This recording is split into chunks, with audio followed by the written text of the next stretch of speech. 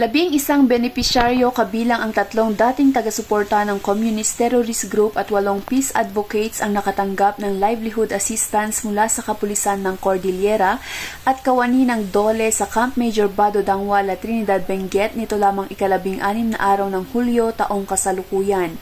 Ang programa ay pinangunahan ni Police Brigadier General David K. Peredo Jr., Regional Director Procar kasama ang Direktor ng DOLE Cordillera Nathaniel Lacambra Seso III at iba pang staff ng Police Regional Office Cordillera. Ipinagkaloob sa nasabing bilang ng mga returnee ang mga kagamitan para sa iba't ibang negosyo tulad ng tiller machine cultivator, heavy-duty wheelbarrow, refrigerator, timbangan, kagamitan para sa rice retailing, frozen food supplies at bigas para sa pagsisimula ng kanilang pangkabuhayan.